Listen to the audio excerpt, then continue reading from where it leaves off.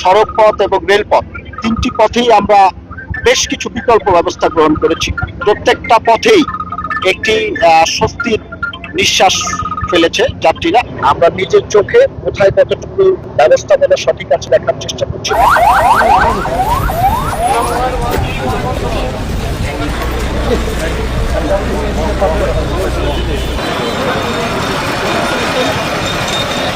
এবারে নির্যাত্রা স্বস্তি আনন্দঘন আপনারা বলছেন, সাথে সাথে খুঁজে বের করার চেষ্টা করছেন যে যাত্রীরা কেন কমপ্লেন করছে না, এরকম একটা কিছু। তা আমার মনে হয় বিষয়গুলো ইতিবাচক ভাবে দেখা উচিত। ঈদে প্রতি বছর যে পরিমাণ যাত্রীরা যায়, এবারও ঠিক একই পরিমাণ যাত্রীরা যাচ্ছে।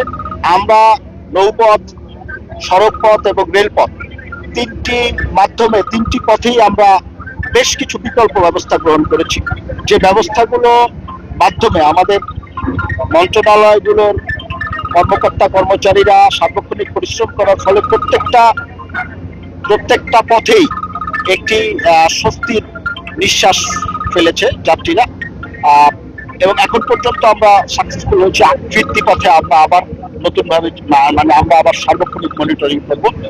এখানে আমাদের প্রত্যেকটা সেক্টরই নতুন নতুন কিছু পদক্ষেপ গ্রহণ করা হয়েছে, যার ফলে এই সুফলগুলো আপনারা পেয়েছেন।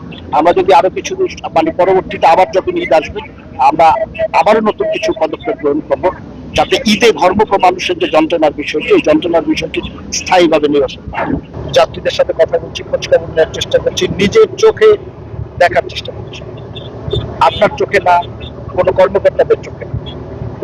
আমরা নিজের চোখে কোথায় কতটুকু ব্যবস্থাপনা সঠিক আছে সেই জিনিসটি দেখার চেষ্টা করছি। এখন পর্যন্ত আল্লাহ রাব্বুল আলামিনের রহমতে আমি কোথাও কোনো অব্যবস্থাপনার বিষয়টি আমার চোখে পড়েনি।